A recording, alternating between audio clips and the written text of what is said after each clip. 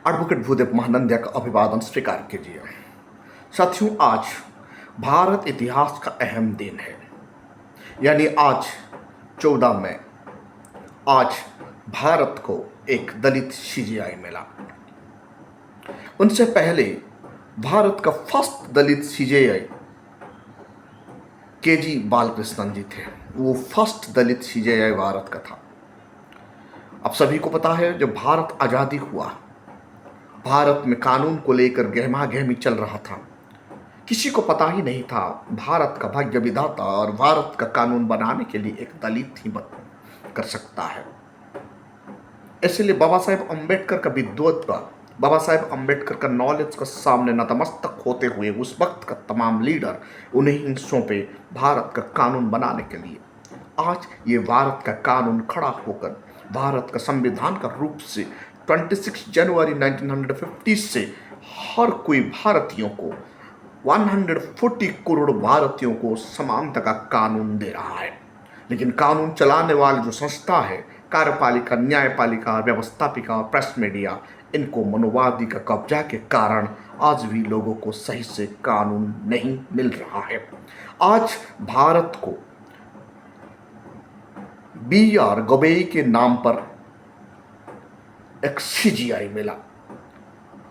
हम सबको ये जानना बहुत जरूरी है, BR गवई कौन सा फैमिली में बिलोंग करते हैं, उनका करियर क्या है, उनका सोशल लाइफ क्या है और उनका पॉलिटिकल लाइफ कैसे है, वो गवर्नमेंट एडवोकेट का पीरियड में वो कैसे काम करते थे और उनका जजमेंट कैसा है। तमाम विषय को जानना बहुत जरूरी है। वर्तमान स्थिति में भारत ऐसे स्थिति में गुजर रहा है, सुप्रीम कोर्ट और न्यायपालिका अपना क्रेडिबिलिटी धीरे धीरे खो रहा है।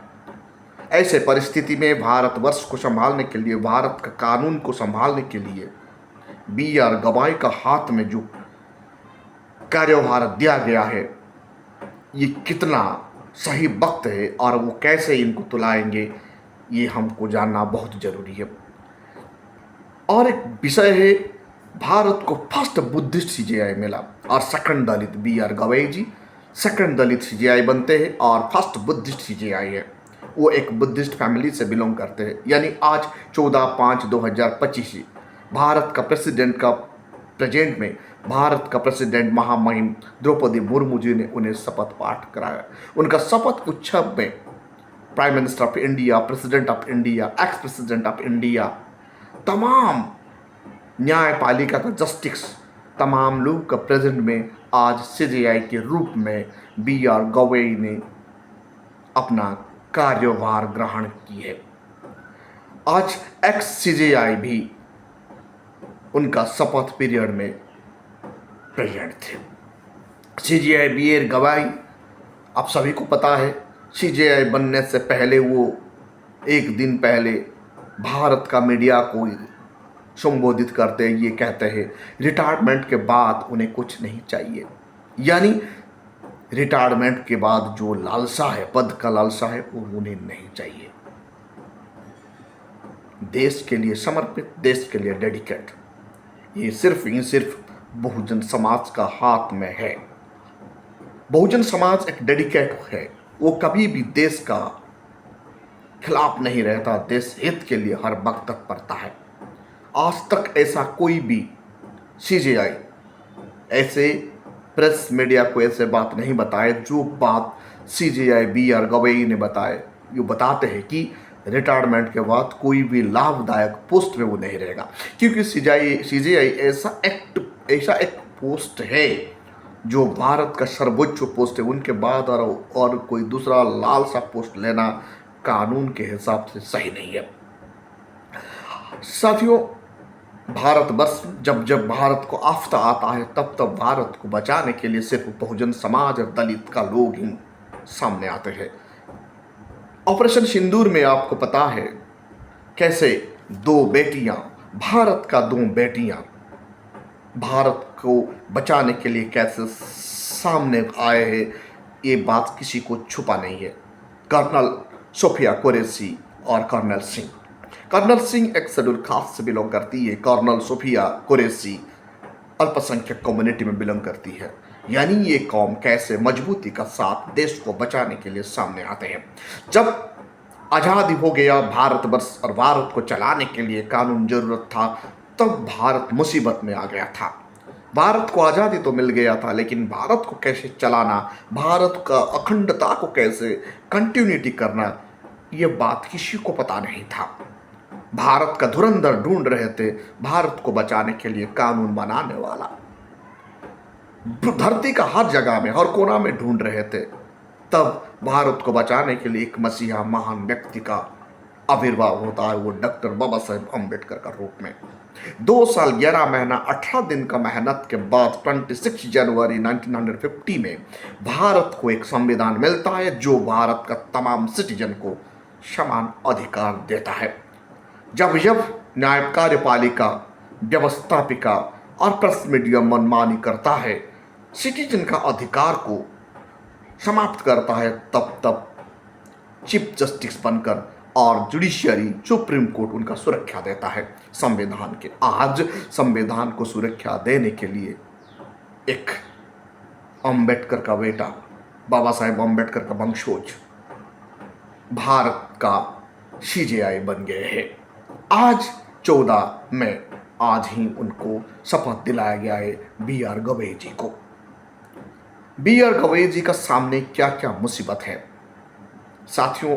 वक्त कानून उनके लिए सबसे बड़ा मुसीबत है। गवर्नमेंट का द्वारा बनाया गया संविधान विरोधी कानून को रोकना उनका सबसे बड़ा चैलेंज है। सीजेआई बाबा साहेब अम्बेडकर का फैन है। लोग बताते हैं सीजेआई, वर्तमान सीजेआई बी.आर. गवई जी बाबा साहेब अम्बेडकर का फैन है। उनका पिताजी रिपब्लिकन पार्टी ऑफ इंडिया का मेंबर थे। यानी बाबा साहेब अम्बेडकर का संपर्क में और बुद्ध का संपर्क में ये फैमिली बहुत दिन से जुड़े हुए हैं। उनका पिताजी का नाम है आर.के.एस. भान गवई और उनका भाई भी पॉलिटिकल कैरियर में एक्टिव है। बी.आर. गवई नागपुर में एक गवर्नमेंट एडवोकेट के रूप में काम करते हैं, एडवोकेट का रूप में काम करते हैं। जब उनका पास पैसा नहीं होता है घर बनाने के लिए, तो अपना वो 4 व्हीलर बेच देते हैं और 2 व्हीलर में उन्हें कोर्ट जाना पड़ता है। जब वो सरकारी वकील बनते हैं नागपुर में, तब भी वो सरकारी वकील रहते हुए गवर्नमेंट को ही फटकार लगाते हैं। यानी उनका सब साहस और उनका करेजियस, न्याय प्रति समर्पित सामने आ जाता है। आज भारत को एक ऐसा सीजेआई मिला है, तमाम भारतीयों का भरोसा और विश्वास वो जीतने के लिए दमखम भरता है, ये हमारा मानना है। वक्त कानून को कैसे वो डील करेंगे, वक्त ही बताएगा। सभी को पता है जस्टिस वर्तमान सीजेआई बी.आर. गवई जब गुजरात का हाई कोर्ट राहुल गांधी जी का खिलाफ केस दे देता है, तब सुप्रीम कोर्ट वो केस आता है। उस केस में सीजेआई, वर्तमान सीजेआई गवई साहब अलग रहने के लिए निर्णय लेते हैं, क्योंकि वो बताते हैं वो केस में वो इसीलिए जुड़े रहना नहीं चाहते हैं क्योंकि उनका भाई कांग्रेस में शामिल है। फिर भी उन्हें उनका क्रेडिबिलिटी, उनका डेडिकेशन, उनका सेक्रीफाइस, उनका जो देश का प्रति न्याय का ऊपर उनका जो उछर्गित उनको देखते हुए उन्हें वहाँ रखा जाता है। और राहुल गांधी का खिलाफ जो केस होता है उनको वो जजमेंट देते हैं और राहुल गांधी जी का सदस्यता पद कंटिन्यू होता है। जस्टिस गवई उनका न्याय प्रक्रिया में उनका कार्य के लिए सब लोग जानते हैं। 25 मई 1919 में बी.आर. गवई भारत का सुप्रीम कोर्ट का जस्टिस बनते हैं। उनको 2 साल पहले ही चीफ जस्टिस सुप्रीम कोर्ट का जस्टिस बनाया गया। आज 2 साल पहले उन्हें सुप्रीम कोर्ट का जस्टिस बनाया नहीं जाता तो बी.आर. गवई आज सीजेआई बन नहीं पाते।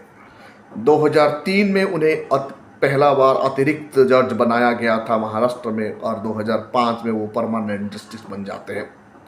आज न्यायपालिका का क्रेडिबिलिटी को लोगों का सामने न्यायपालिका का क्रेडिबिलिटी सस्पेक्ट है। न्यायपालिका को बचाना उनका सबसे बड़ा जिम्मेदारी बन गया है। जब अपने विधायी सभा में एक्स सीजेआई संजीव खन्ना जी ये बता रहे थे कि न्यायपालिका का क्रेडिबिलिटी को बचाना है, देश का संविधान को बचाना है और देश का हित के लिए जस्टिस न्याय डिस्चार्ज करना है, ऐसे स्थिति में आज BR गवई जी को चीफ जस्टिस ऑफ इंडिया बनकर देश का हर कोई सिटीजन का अधिकार को सुरक्षा देना और भारत का संविधान को सुरक्षा देना उनका रिस्पॉन्सिबिलिटी बन गया है। आज भारतवर्ष उन्हें टकटकी लगाकर देख रहा है। खास करके बहुजन समाज का लोगों का बहुत भरोसा है जस्टिस BR गवई भारत का संविधान का सुरक्षा देंगे और जो भी व्यक्ति संविधान का खिलाफ जाएगा उनका खिलाफ वो न्याय डिस्चार्ज करेगा, क्योंकि देश का अखंडता को अक्षुण्ण रखना है।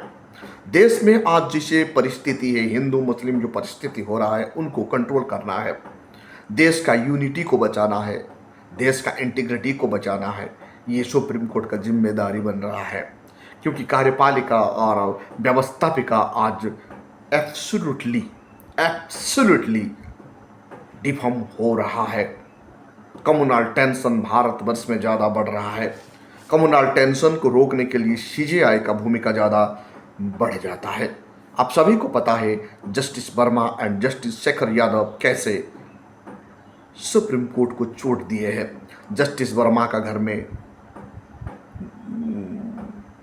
पैसा मिलना और जस्टिस शेखर यादव संवैधानिक पोस्ट में बैठते हुए भी हिंदू मुस्लिम करना, ऐसे जो शब्द होता है ये न्याय प्रक्रिया के लिए बाधा है।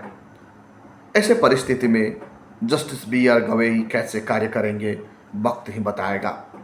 साथियों, आप देख रहे हैं voice of people, voice of Bahujan.